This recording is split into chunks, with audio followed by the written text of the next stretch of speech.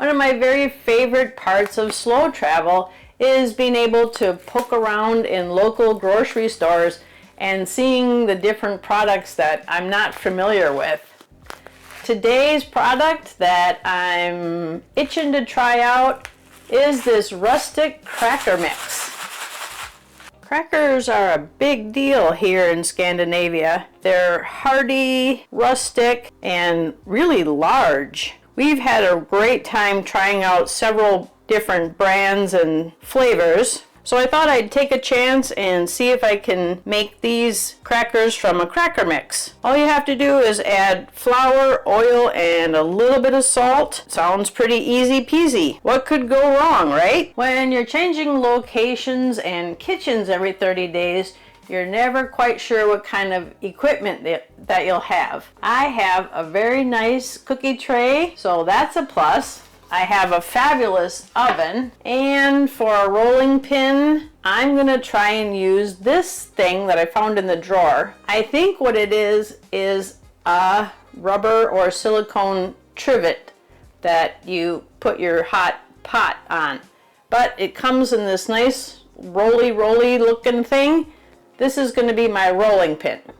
The dough came together very quickly and easily. All I needed was the mix, a little bit of flour, and a little oil and water mixture. Couldn't be much easier than that. And now to roll them out and put them in the oven. Very easy. All right, let's grab our little Danish doughboy and see if we can roll them out. So far this is working, and the good news is that this is definitely rustic, so I don't have to worry about being perfect or precious.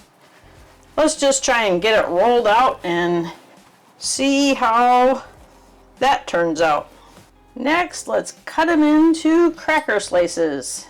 Since the rest of the crackers that we've seen are pretty large, I'm not going to worry too much about making them small. This will be a fun experiment and see what we get. All right, let's get these on the cookie sheet and get them in the oven. Here's what I think these are really for. I think they're trivets, silicone trivets to keep you from burning your countertop. Let's see how we're doing.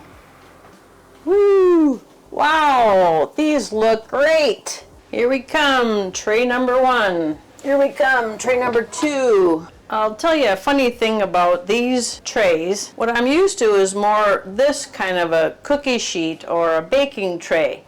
And what I've found many times in Europe are these trays that look like they come with the oven. And I always thought they were drip pans, more for catching pies that spill over or other things you don't want to mess up your oven for. And I'm finally coming to terms with and getting comfortable with using them as I believe Europeans use them, which is for baking. They look nice and golden brown.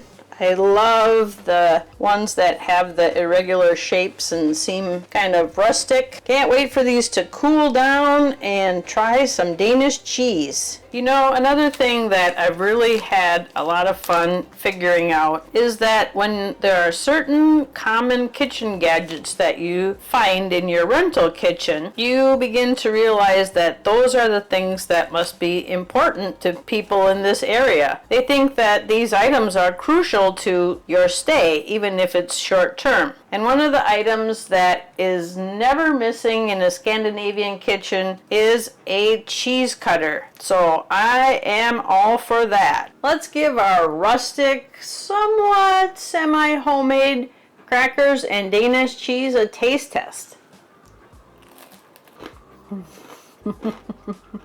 These are crispy, seedy, and rustic.